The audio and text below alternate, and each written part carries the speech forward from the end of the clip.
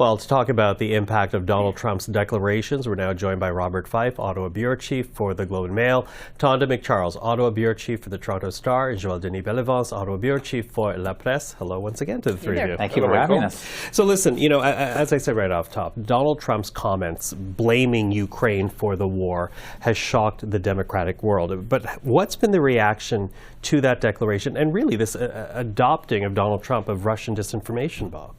Well, I can tell you that when the Prime Minister went down to Mar-a-Lago after the election campaign to meet Donald Trump, they were shocked at hearing the President say that Zelensky is a bad man, he's brought devastation to Ukraine, and I'm going to end this war immediately. And I'm told that the Prime Minister fought back or said, no, look, that's not correct, President. I mean, Russia's an aggressor here. But it didn't dissuade him, and now we see the President saying in public what he's told other leaders in private, which is that he's on the side of Putin, the aggressor, the man who is responsible for sending missile attacks to kill women and children in cities.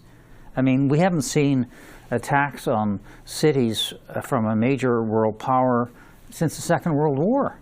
And this guy is selling out the Ukrainian people. My heart goes out for them.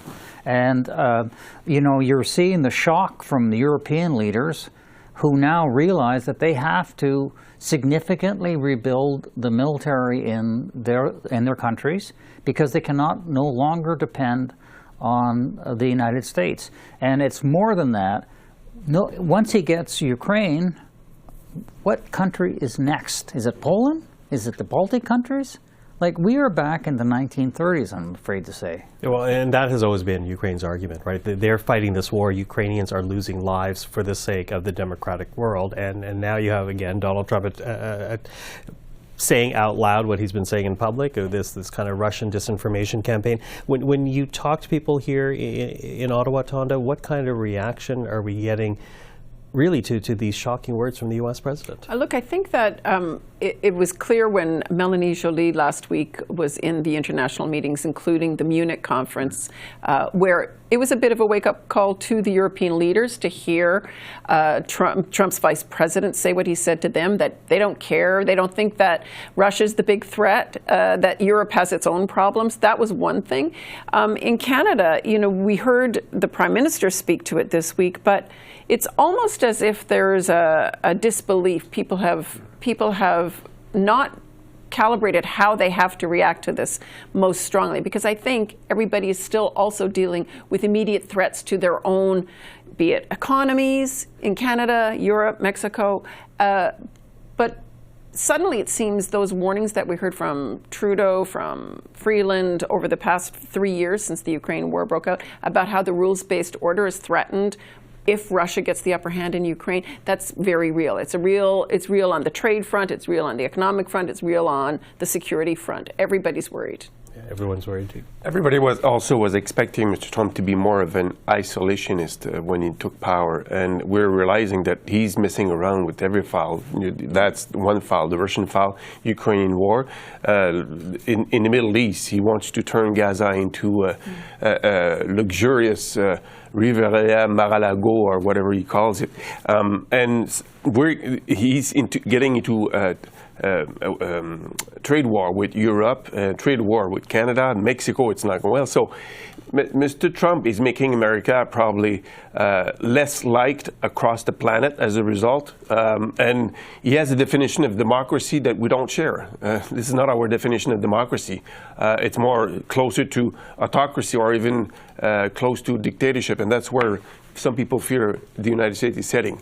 We'll see what happens, but clearly, as Tonda mentioned, people are in disbelief in Ottawa. I think that one wonders also what it means for places like the Taiwan Strait. You know, is China emboldened to continue to act as an aggressor more broadly in the Asia sphere? And I think those are legit concerns all of a sudden. And nobody's prepared to say the emperor has no clothes. Yeah. And, you know, if I may say so, yes, it's time to hear from Pierre Poilievre, because when it comes to Ukraine, this is a guy who's been not particularly clear on where he stands on that issue. We remember when Zelensky spoke to the House of Commons, and he gave this, like he clearly was not happy about it, and he has been, to say the least, not a fervent and strong supporter of Ukraine, unlike most of the country is. And if he's going to be the Prime Minister, I think we as journalists have to put the question to him, where do you stand, my friend? And to Bob's point, remember how the Conservative Party voted on the free trade agreement with Ukraine. They voted against it,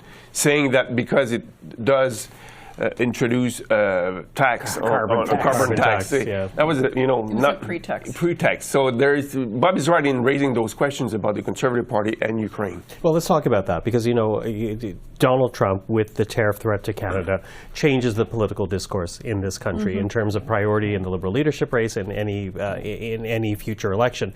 But when you think about tariffs, economy, 51st state, what's now happening with Ukraine and Russia, it becomes this kind of multi-dimensional chess that any political leader who's going to be the next prime minister is going to have to deal with. It's not just tariffs and economy.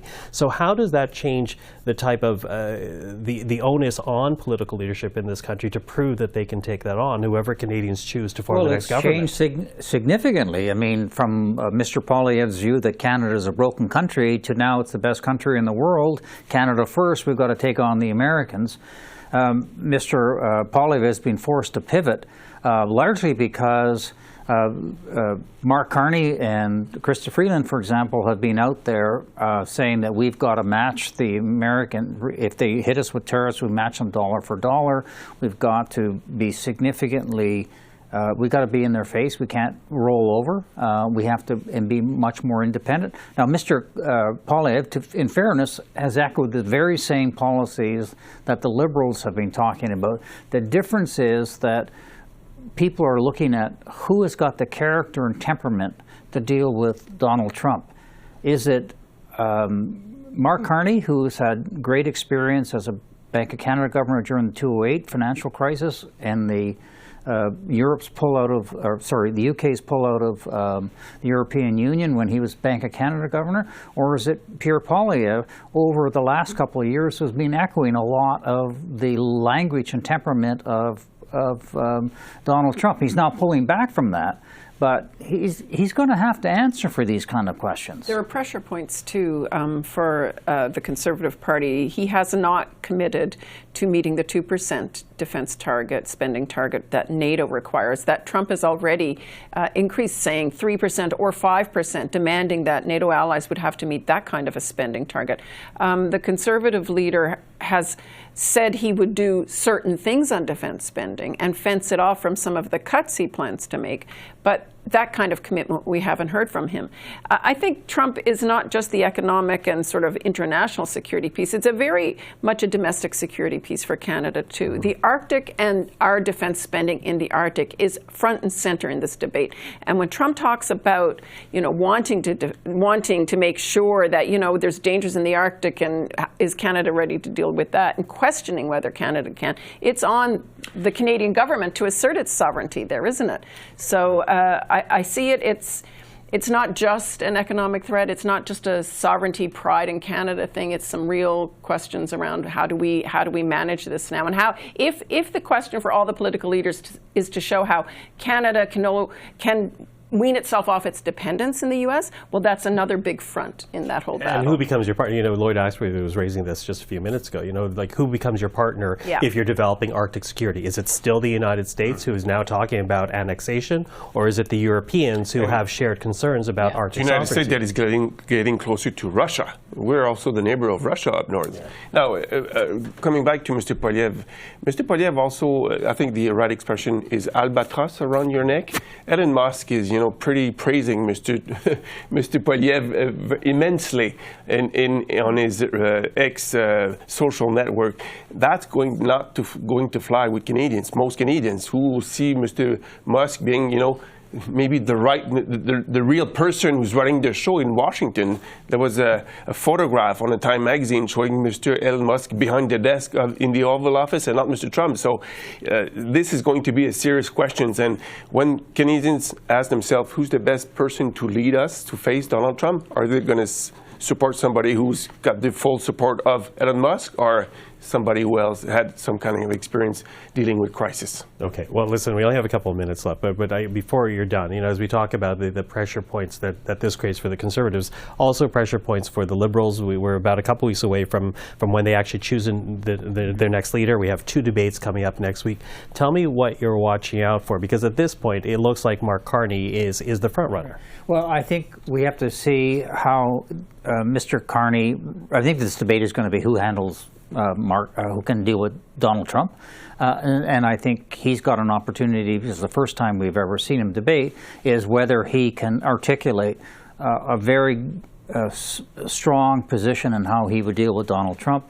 And then I think in terms of the French debate, he's not proficient in the French language. He can speak it, but he's not comfortable in that language. But that's the more important thing. Can he speak to the aspirations of Quebecers? Because we've seen a remarkable turnaround in Quebec from 22% support for Trudeau to 44% for Mr. Carney. He has to deliver that to Quebecers. Even if he may not be able to speak the language perfectly, he's got to be able to say, I can speak for your aspirations, because Mr. Poilievre has failed that test. Okay. Tonda?